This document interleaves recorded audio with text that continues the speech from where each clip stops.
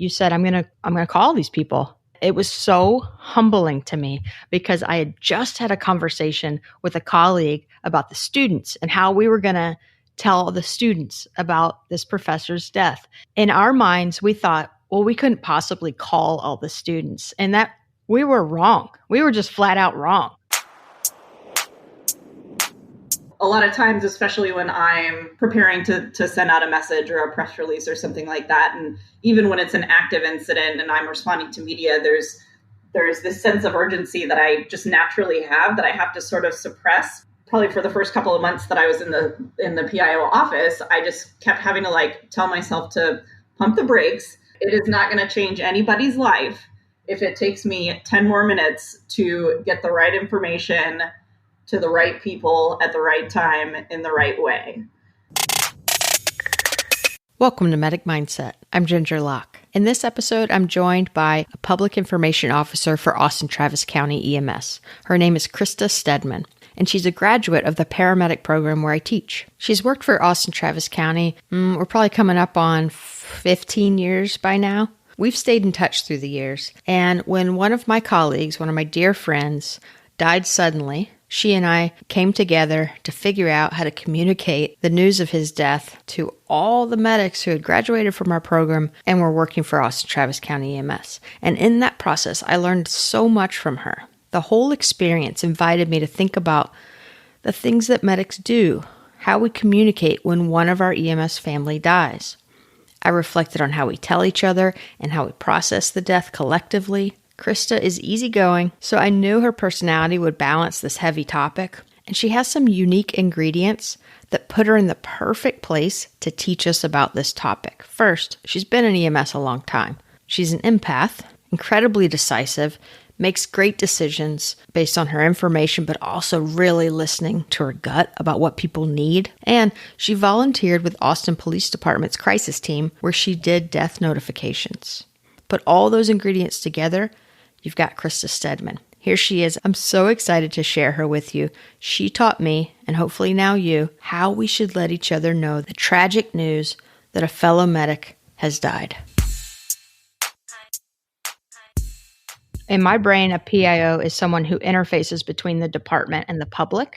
What a recent interaction with you taught me is that the PIO also interfaces with the department and the employees of that department. And I didn't realize that. I'm sure that probably what most people's idea of a PIO is, it's the guy that does the news conferences, right? It's the spokesperson. But a lot of what we do is interdepartmental communications, and then also communications within the city, and then obviously all of the external stuff that we do as well. Would you say it's pretty common for PIOs of emergency medical services that most of them are just kind of medics that made their way up through the ranks and they kind of landed this position, but they don't have formal education in communications? So sort of.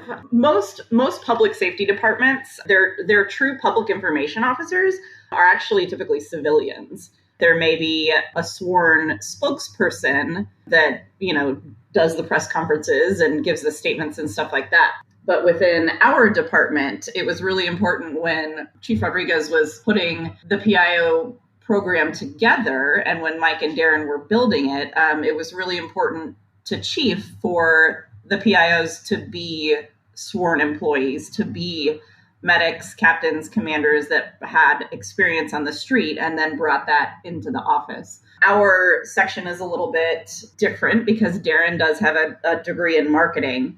He's got both sides. He's got the communications qualifications and the EMS knowledge. I am just a street medic who got a crazy idea that I wanted to be in the public information office one day, and 13 years later, here we are. So has it been a long-term goal? Pretty early on in my career. This is back when we had Warren Hassinger, who was our civilian PIO. I had worked on a sort of a community integration team within the department, worked a lot with Warren, and, just seeing the things that he did and some of the ideas that he had, I just always thought, you know what, I think I'd be really good at that, but I probably need to get my career off the ground first. So then I was in the field until August of last year. I've been a captain for the last 4 years. And when the opportunity presented itself to do a lateral transfer from the field into the PIO office, I seized it. I agree with Chief Rodriguez that it's great that it is a medic that has worked in the field. They have the vocabulary, the fluency, they know what the hell they're talking about. But then I can also see the value of kind of hiring this civilian, as you call it, of hiring someone that has the formal training of how to do this. So what's the theory, what's the proper process, what's worked and hasn't worked, and have kind of studied the theoretics of it. Within our sort of section, our bigger section is PIO and community relations. So we have a marketing manager who is a civilian, and she sort of handles the behind the scenes marketing stuff, website stuff, the community outreach that we do, like your kid's school wants to have an ambulance show up, like she coordinates a bajillion of those a year. The PIOs specifically, we manage the social media, all of the interviews and media requests and stuff like that. And then on top of that, our section is also responsible for all of the public information requests. That keeps Darren extraordinarily busy. Sorry, my phone just went off. It keeps Darren super busy. And then I'm also the legal liaison for the department. I'm sort of the stopgap between the court system and the department. During non-COVID times, that keeps me pretty busy. The courts are just now starting to come back online and trying to figure out how to do everything virtually. So, normally before COVID, I would process like 200 subpoenas a month. And I think I've gotten like 4 in the last month. And then I also fulfill all of the audio requests that we get. We get a ton of requests from investigators and district attorneys and stuff like that for like 911 audio on their cases. So I do all of that too. As I said, it kind of dawned on me that a PIO is more than what you said, where it's more than the guy in front of the TV camera, right? That I see on the TV. And that occurred to me recently when one of my colleagues died suddenly. He is a well-known professor because he'd been teaching a long time in the Central Texas area. And because he's taught here for so long, a ton of the medics at Austin-Travis County EMS knew him. And early on, you and I talked, and I actually don't remember how we came to talk. Did you call me? Did I call you? I think I called you, or I may have texted you first and then you called me. But as soon as I found out, you were like the first stop in my communication train, I guess I should say. Yeah, we talked about kind of what information I had and what was going on. And at the time I was talking to his spouse a lot and just trying to kind of make sense of what had happened because it was kind of sudden. And you calling, I was kind of like, why is Christa calling? Like, obviously you're a graduate of the program who had him as a professor. I know you cared very much about him personally.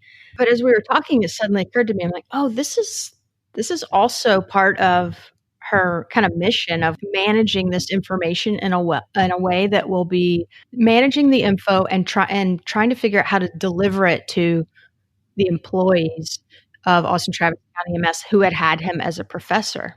That kind of news is not news that anybody ever wants to get. Like you mentioned, it was totally unexpected, and there was a large amount of people within our department that were affected by it. I mean, our department gets a lot of ACC grads, so I knew right off the bat that this was going to affect a lot of people that I work with and care about. So as soon as I got that, I immediately started, I sort of switched on my communications hat. And my goal and my priority was, how am I going to deliver this message before somebody finds out on social media or something like that, right? Because that's the absolute worst way to find out devastating news, like someone passing away.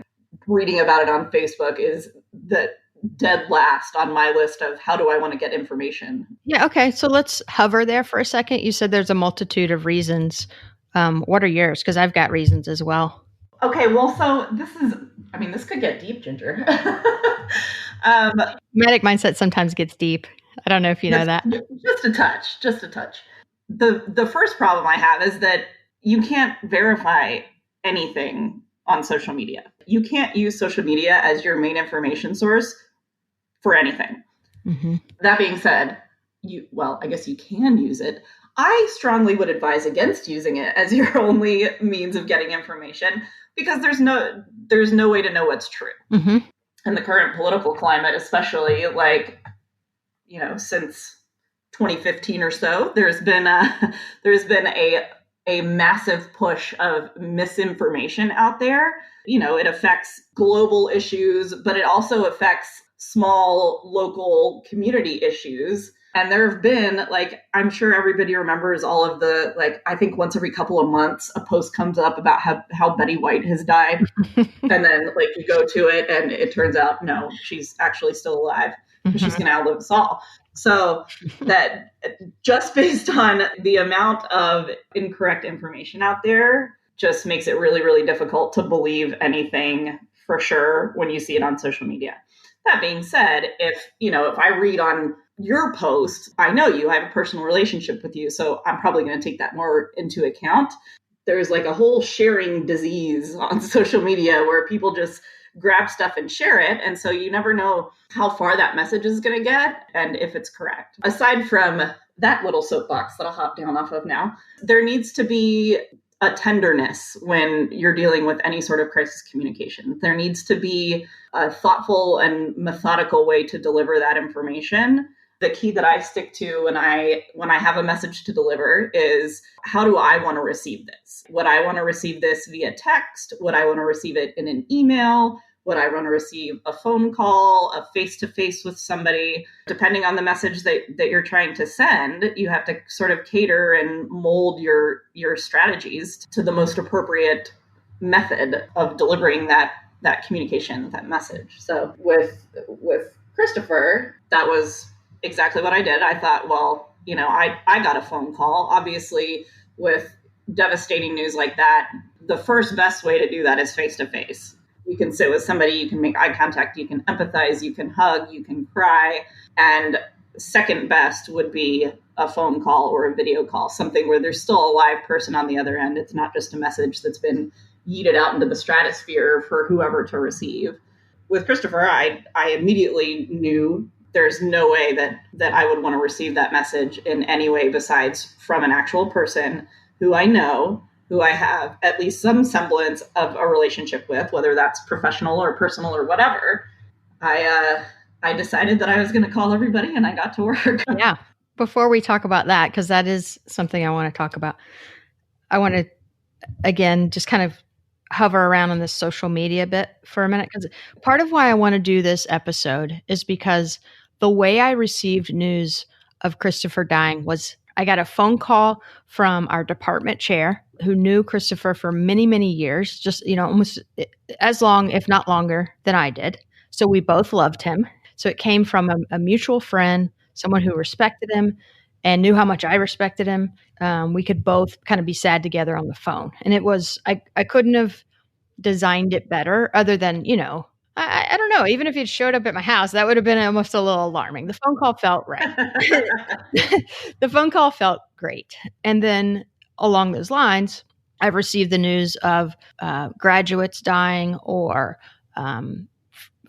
colleagues in EMS dying, sometimes suddenly, sometimes not. And I've received it in all the different ways, one of which is through social media, as you described. And I bet a lot of medics can relate to this. You turn on Facebook in the morning, you start scrolling, and suddenly what do you see? You see all these patches of your department or a close by department, and they're all covered with this black line. And you're like, who is it?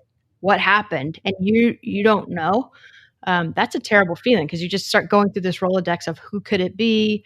How do all these people know before me?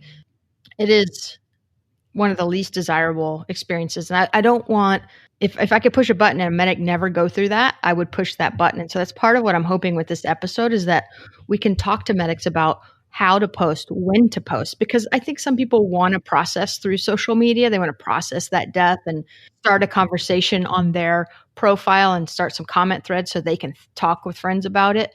But I think timing is really, really important, which is something we can definitely talk about. One of the things you told me was that because I was asking, when are you guys going to post about it? Or are you as a department? You said, no, we're waiting on you guys. You were waiting on my college to post something first. Yeah, so with any social media posting, yes, there are definitely people, present company included, that want to express their mourning via the channels that they normally use. And social media is something that a lot of us normally use. So it's familiar to them.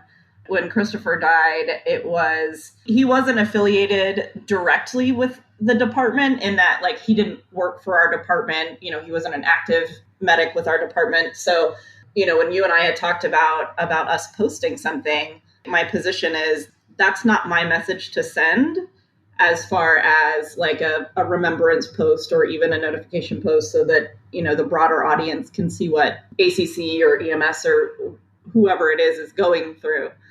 We go through this on just sort of a day-to-day basis when it comes to media notifications about incidents. So we go back to whose message is it to send? Is it a motor vehicle collision where there's multiple patients, multiple ambulances on scene? So that's our message to send. Because if we're going to talk about patients, if we're going to talk about EMS, anything like that, that's within the city, that's EMS's message to send because we're the ones with the information. If it's a homicide, for example, that's APD's message to send because they're the main agency over that incident. So when it comes to any outside communications, that's not our news to break. We try very hard to stay in our own lane and to be very sort of thoughtful and diligent about what we're putting out publicly facing. So yeah, when we were talking about doing a post, it was absolutely ACC's message to send and not ours. That being said, because he had such an impact on so many people, I absolutely was going to post something at some point, but I was not going to be the first one because it's not, like I said, that's not my news to break, or that's not the department's news to break. What you said was you were absolutely going to post something. And do you mean personally or from the department? Both. Okay. That's a sensation that I've felt too is, okay, well, if I don't post something, I want everyone to know I care. And so the timing, if kind of a key takeaway for this episode, for just your everyday medic that's listening, I want to talk about the timing of when a medic should post. By should, everything's always judgment based, but some best practices about when and how to post on their own profiles, because I think we might be hurting each other a little bit and not knowing it. Yeah. What I learned from you was just wait a little bit, because when a medic dies, lots of phone calls are being made. And what you and I experienced that day when you were trying to call all those ACC grads that worked for Austin-Travis County EMS, it was a race. You were racing against social media. Yep. Basically, you're racing against other medics posting about it. Racing against ourselves. Yeah. So maybe this episode will kind of remind people to be a little slower to post on social media and maybe faster to call each other. I think that the rush to post stuff on social media, I think is maybe an unfortunate symptom of who we are as medics, because we're very used to doing things very quickly. We're used to driving screaming lights and sirens down the road, getting somewhere quickly, doing that rapid trauma assessment and taking care of the life-threatening things all very quickly. And then, driving to the hospital with lights and sirens on and giving a report. And then you got to get cleaned up, write your chart, and then go out and do it all over again. So I think that probably the majority of us have this innate, constant sense of urgency with stuff. I think that may have a little bit to do with why people rush to post stuff on social media. I think there's also a little bit of a selfishness aspect to it. Especially within public safety communities, we're always, not always, but when somebody passes away, it's very frequent, like you said, to post a picture of the badge with the shroud over it. It almost sometimes feels like, especially very early on, it's a race to see who cares the most and a race to see who was the closest to that person, who's breaking the news, right? Which is unfortunate, but I think it just ties back into the idea that we all just sort of have this constant sense of urgency, and we're we're very into instant gratification and now, and doing things quickly as opposed to slowing down. Like a lot of times, especially when I'm preparing to send out a message or a press release or something like that, and even when it's an active incident and I'm responding to media, there's this sense of urgency that I just naturally have that I have to sort of suppress. Probably for the first couple of months that I was in the PIO office, I just kept having to like tell myself to pump the brakes. It is not going to change anybody's life if it takes me 10 more minutes to get the right information to the right people at the right time in the right way.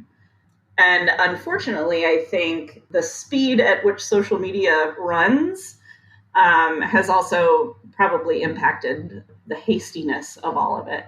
I will say this, when a friend has died and I start seeing those patches, there is something magical about it. I don't want to completely rob kind of the magic of that, because seeing all those, the solidarity, and it is a good feeling. What the key takeaway is, let's talk about the timing of it.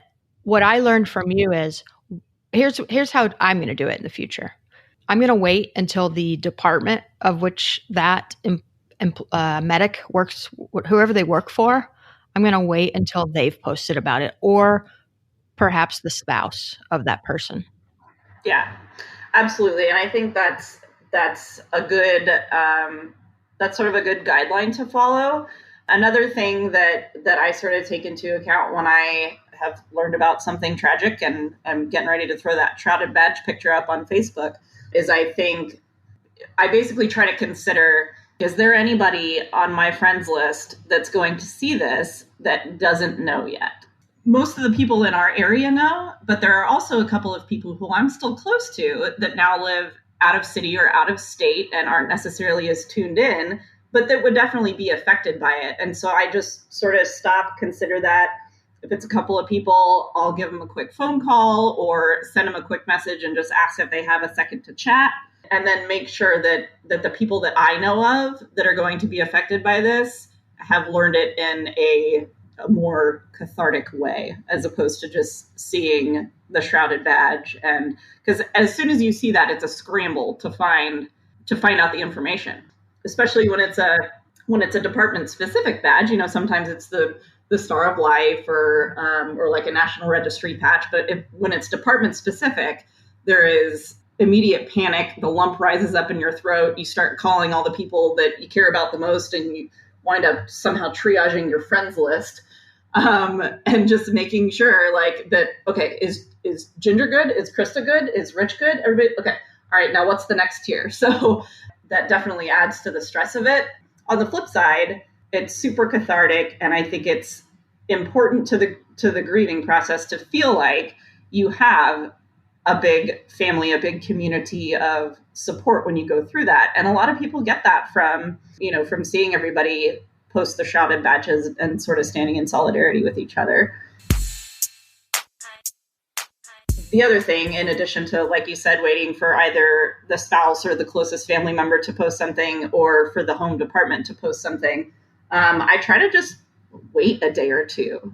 When an emergency happens, the people closest to it get notified first, and then they have a whole bunch of stuff to do. If somebody close to me dies, I'm not going to be concerned about putting it on social media for a hot minute. That's not the first order of business. They're going to be busy and trying to take care of things and make arrangements. It's also important to keep in mind that as soon as that news hits social media, the people who are most affected by the incident, the tragedy, the loss, are immediately going to be inundated with phone calls and text messages and emails and stuff like that. And that throws like a pretty big wrench in their grieving process to have to deal with all of that. So I also think it's really important to consider the effects of what you're posting and what effect that's going to have on someone's family.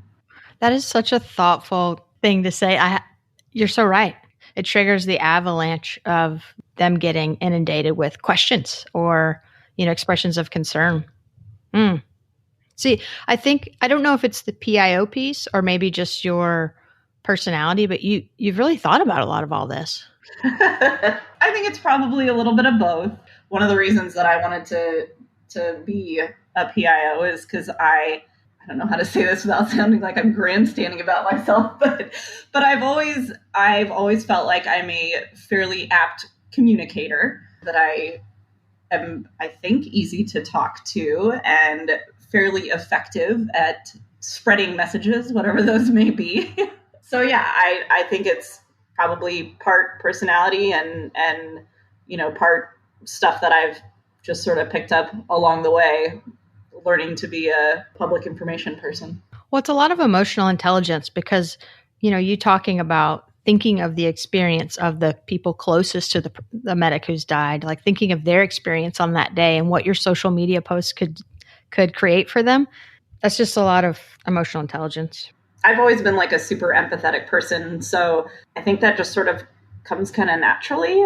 A lot of medics have the benefit of having that natural gift for empathy. So I think it just probably makes us better at our jobs. But then, the communications professional side of me is also considering what the ripple effects are going to be from the message that's being sent. What I'm ready to talk about now is when you said, well, I need to know all the names of the graduates, or you and I needed to sit down and create a Venn diagram of who works for Austin-Travis County that graduated from Austin Community College. And we just started kind of going through names, and you said, I'm going to call these people.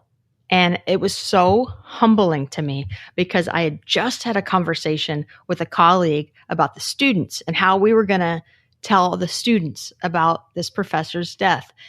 In our minds, we thought, well, we couldn't possibly call all the students, and that we were wrong. We were just flat out wrong.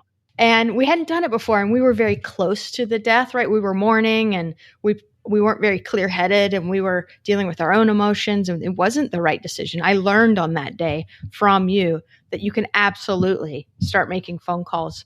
And I was reminded of when I was younger, before the internet, we used to have phone trees. Absolutely. I don't know if any listeners remember what a phone tree is, or if you've ever even heard that term. There's a thing where you basically, in advance of a crisis event, a catastrophic event, in the advance of that, right, in preparation for that, you create this tree, kind of an algorithm of who calls who.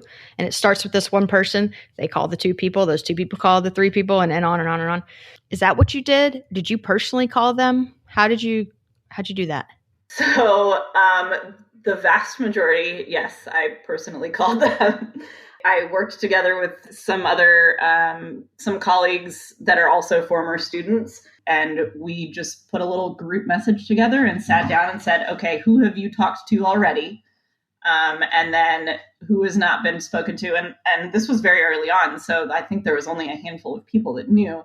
So we just made a list. I literally pulled up Telestaff, which is our scheduling software, and started going through daily rosters to see, and like just reading through the names, picking out, oh, okay, Christa Stedman, she went to ACC, put that on my list. And then I went back through and got the phone numbers for everyone. And I literally sat down and made like, I don't even know how many phone calls. It's not a small number. It is not a small number. I think if I was going to ballpark it, I think I probably made 30 phone calls in that first couple of hours. Mm-hmm. Yeah. And then there were, like I said, we sort of got together on text and just, made sure that everybody had been notified and that we weren't like re-notifying people, because, it sucks to get a message like that, but it sucks even more to get it twice. So, we were trying to make sure that we were telling the people that needed to be told, and letting them start sort of their grief process. Any medic listening, when they learn the news of another medic dying, key takeaways after having listened to you and kind of you teaching me on that day, the key takeaway is make phone calls or go see people in person. If you plan to see them that day, that's great. Like there's not a lot of face-to-face going on right now, so it's hard to even visualize that, but call people and then wait a couple of days and then post on social media. And then maybe start kind of thinking about if you can't make 30 phone calls in one day, I'm going to call these 5 people and ask them to call a few more people, and just encouraging that cultural shift where we call each other first. And then a few days later, that's when we start kind of doing the memorializing and honoring of our EMS family members with the patches and the black badges and fun pictures and all of those things to really honor who they were. If I could get one point across, it would just be to slow down and to remember that when you're delivering messages that are not great, that there's a lot more to consider besides just who needs to know and how quickly can I show how sad I am on social media. As great as social media is, it's cost us a lot. It's cost, the 2-hour-long phone calls with your best friend, and it sort of informalizes relationships. And I think it's important to remember, what are the ramifications of this post going to be? Am I going to accidentally tell somebody that was super close that maybe just hadn't got the message yet? How is that going to make that person feel? And then how is it going to make the family feel? Especially in the case of somebody dying, I think it's just really important to be very slow and methodical and employ every last bit of empathy that you have to work through sort of your own timeline of how you're going to deliver the message that you're trying to deliver. Thanks for listening, guys. Before you go, I wanted to thank iSimulate for their partnership. Their support allows Medic Mindset to always and forever be free. And speaking of free, iSimulate has a free simulation tool in the Apple App Store. It's called Point of Care Diagnostic Training. You can just search iSimulate in the App Store to find it. It's 100% free and 0 ads. Thank you, iSimulate.